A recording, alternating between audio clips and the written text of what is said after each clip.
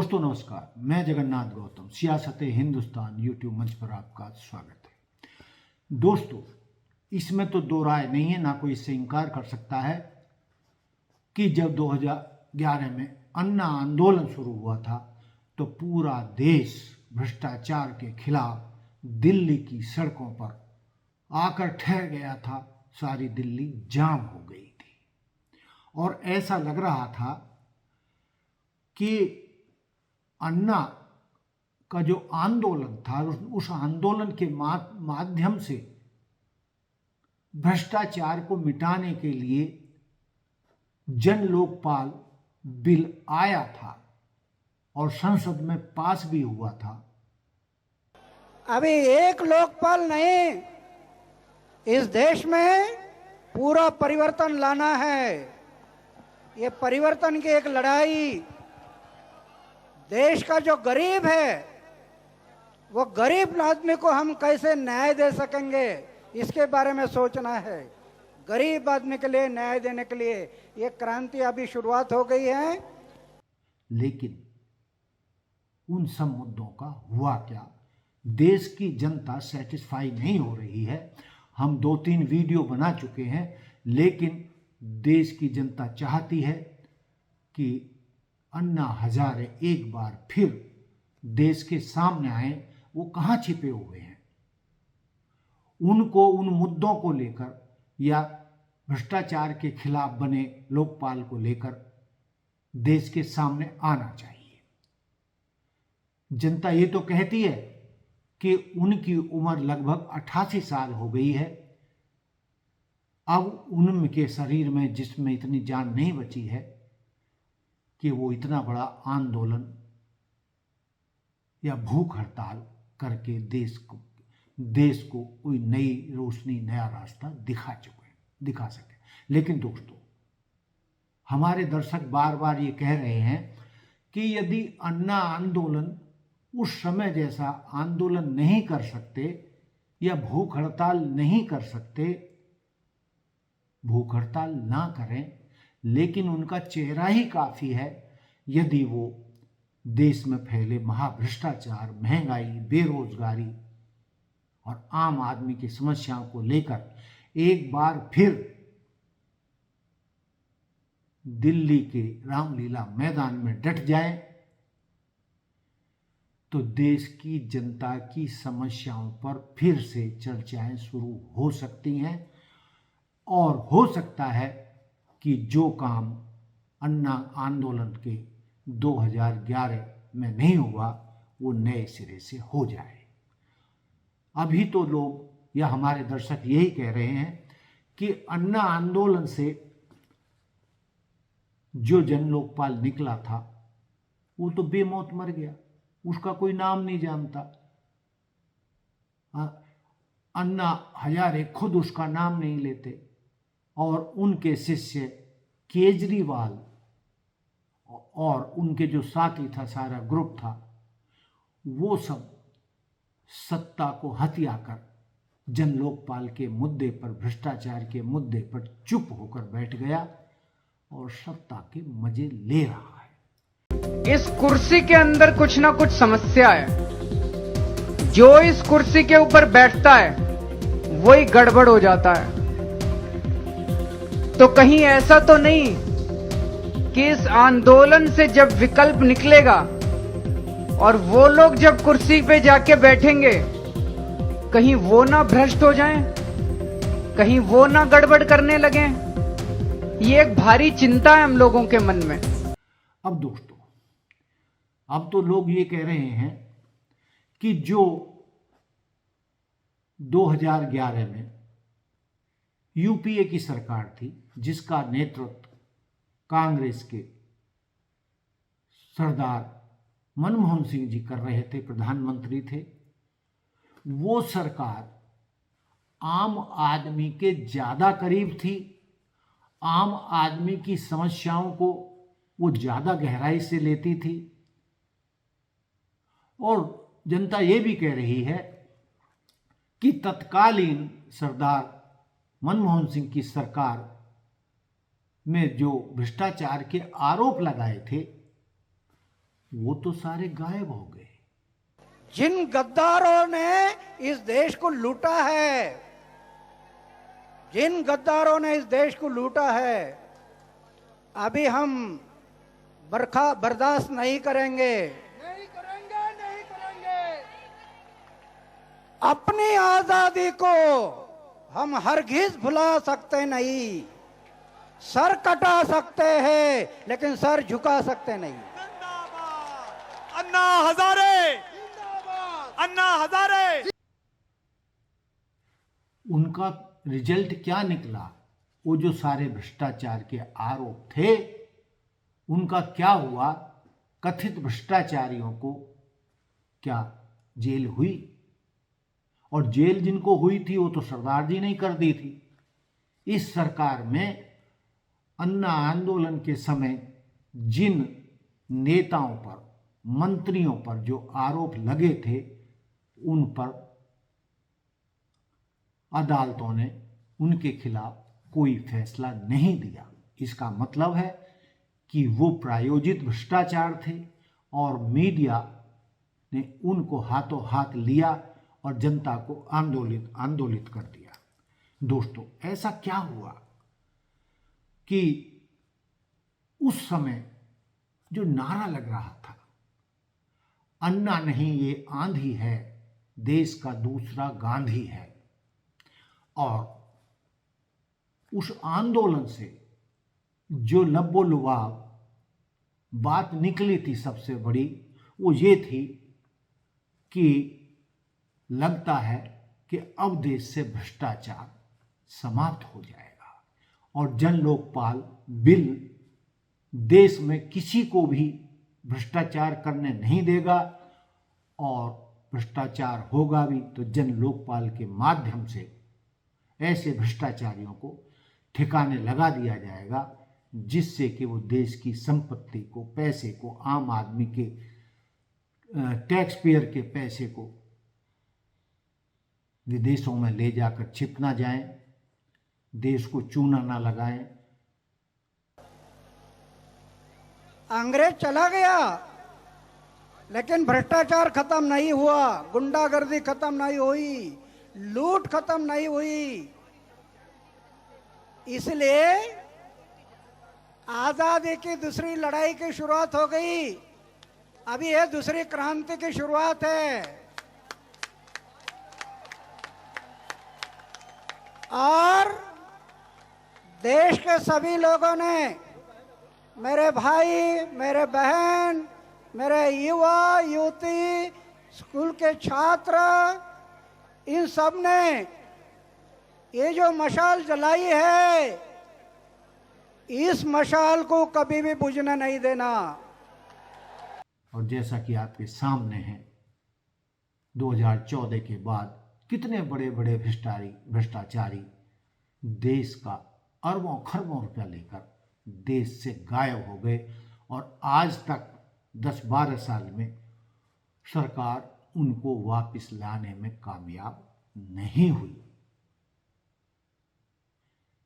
दोस्तों, मुझे ये कहते हुए भी कोई गुरेज नहीं है, बल्कि मैं नहीं कह रहा, हमारे दर्शक कह रहे हैं, उनके हम बार बार जो स्टोरी के बाद वीडियो में मैसेज आ रहे हैं, उनका वो बता रहे हैं लबोलुबाब कि महंगाई भी एक मुद्दा था अन्ना आंदोलन में। लेकिन दोस्तों, क्या पिछले 10-12 सालों में महंगाई कम हुई? जो पेट्रोल उस समय 60-70 रुपये लीटर मिलता था, आज वो एवरेज 100 रुपये के आसपास प्रति लीटर है। गैस जो 400 रुपये मिलती थी, वो 1000 रुपये के करीब सिलेंडर है। और इसके अलावा दोस्तों, जो आम आदमी के इस्तेमाल की वस्तुएं हैं, चाहे वो आटा हो, चाहे खाने का तेल हो, सरसों का, चावल हो, दालें हों, सब्जियां हों, सभी तो चीजें आसमान को छू रही हैं, और आम आदमी की पॉकेट में पैसा नहीं है, आमदनी नहीं बढ़ी, नौकरियां जा रही हैं, और महंगाई सातवें आसमान को छू रही है। दोस्तों, माँ बाप को अपने बच्चों को पढ़ाना और अस्पतालों में इलाज करना और महंगी शिक्षा से माँ बाप की कमर टूट रही है। विदेश तो छोड़िए, देश में पढ़ाना मुश्किल हो गया है। देश के सरकारी अस्पतालों की दुर्दशा है। देश के सरकारी अस्पतालों की दुर्दशा है। सरकारी स्कूलों की तो बहुत बुरी दुर्दशा हो चुकी है और उन सरकारी स्कूलों में कोई भी अपने बच्चों को पढ़ाने के लिए तैयार नहीं है। एक रिक्शे वाला भी, एक मजदूर भी चाहता है कि उसका बच्चा इंग्लिश मीडियम में पढ़े, पब्लिक स्कूल में पढ़े। और दोस्तों, ये जो पब्लिक स्कूल हैं किसके? उन्हीं मंत्रियों के हैं, विधायकों के हैं, सांसदों के हैं, यानी नेताओं के हैं। ये अपना इलाज बड़े बड़े अस्पतालों में कर सकते हैं क्योंकि इनकी जेब में पैसा है।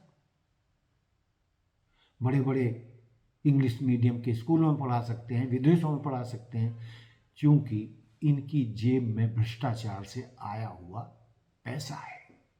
लेकिन आम आदमी कहाँ जाए, किसके साथ माथा फोड़े?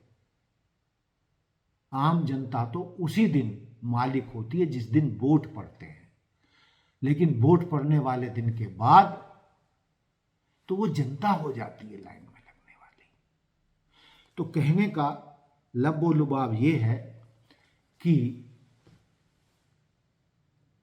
अन्ना आंदोलन से जो देश की जनता को उम्मीद बंधी थी कि देश से भ्रष्टाचार का अंत हो जाएगा, वो भ्रष्टाचार अब कई गुना बढ़ गया है। तो दोस्तों, सवाल पैदा होता है कि क्या आज फिर अन्ना आंदोलन की जरूरत है?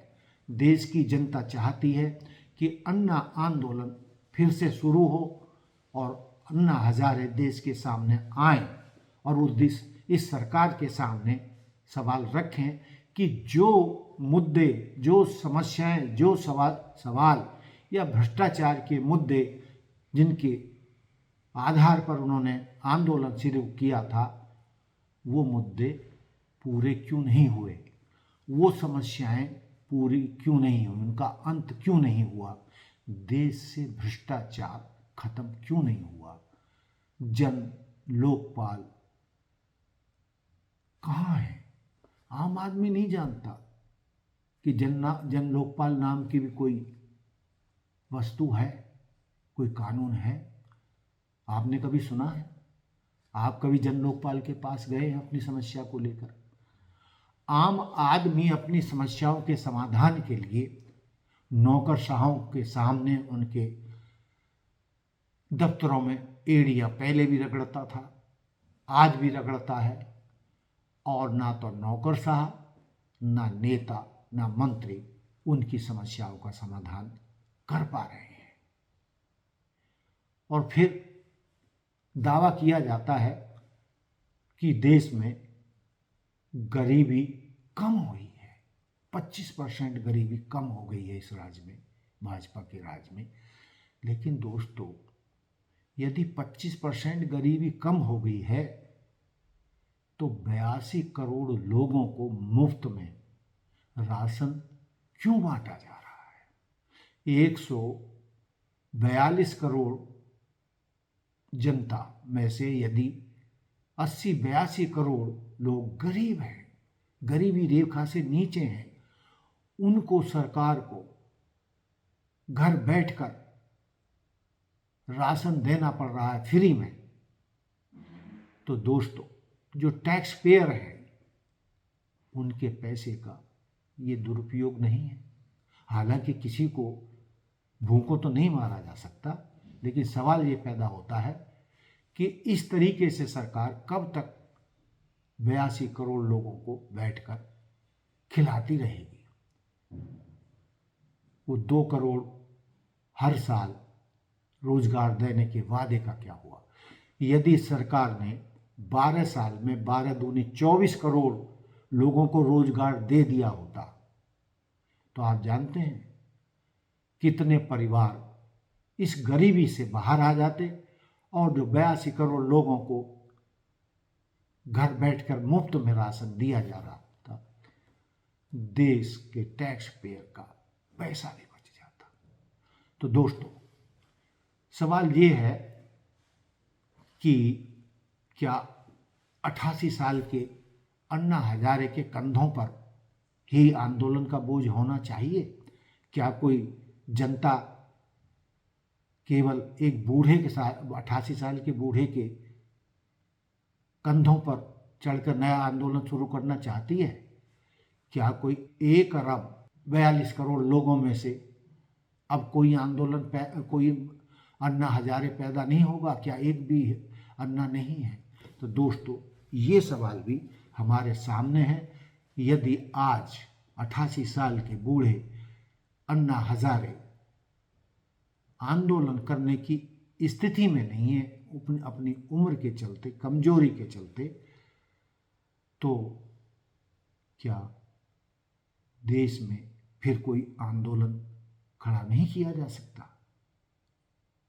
हमें सोचना होगा और देश के युवाओं को, गांधीवादी सोच के नेताओं को नया आंदोलन खड़ा करना होगा। इसके बिना गुजारा नहीं है। लेकिन अंत में मैं ये कहते हुए कि एक बार अन्ना हजारे को देश के सामने आना चाहिए, दिल्ली में आकर प्रेस कॉन्फ्रेंस करनी चाहिए और देश को बताना चाहिए कि उनके आंदोलन का किसने क्या फ़ायदा उठाया और कैसे फ़ायदा उठाया और जिस मकसद के लिए आंदोलन किया गया था वो सारे मुद्दे पीछे छूट गए। जनता की परेशानियां, देश में भ्रष्टाचार, बेरोजगारी, महंगाई जो कि त्यों हैं, इतना तो अन्ना हजारे को दिल्ली में आकर करना ही चाहिए। और हमारा मानना है कि यदि अन्ना हजारे देश में आकर, दिल्ली में आकर इस और देश के सामने प्रेस कॉन्फ्रेंस करके इस सरकार के बारे में अपने अनुभव साझा करें देश के सामने और देश को बताएं कि किस तरीके से उन शक्तियों ने उन्हें धोखा दिया जिनके दम पर उन्होंने आंदोलन खड़ा किया था। तो दोस्तों, जो सवाल उठ रहे हैं वो आपके सामने हैं और अन्ना जी को देश के सामने आकर स्थितियां साफ करनी चाहिए, क्योंकि देश ने उनको दूसरा गांधी माना था। तो दोस्तों, ये था हमारा मुद्दा। हम कोशिश करेंगे यदि कोई और भी मुद्दे उठे तो हम आगे भी इस अन्ना आंदोलन के मुद्दे को जारी रखेंगे।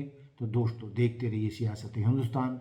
जय हिंद, जय भारत, जय संविधान। लेकिन साथ में कुछ सवाल आपसे भी कि इन हालातों में क्या होना चाहिए? क्या जनता को अन्ना हजारे की गैर मौजूदगी में चुप होकर बैठ जाना चाहिए? क्या उन मुद्दों को लेकर जनता को नए सिरे से क्या सड़कों पर नहीं आना चाहिए? आप क्या कहते हैं? हमें आपके विचारों का इंतजार रहेगा, आपके मैसेज का इंतजार रहेगा। आप बताएं कि अन्ना जैसा आंदोलन को खड़ा करने के लिए हमें क्या करना चाहिए। धन्यवाद।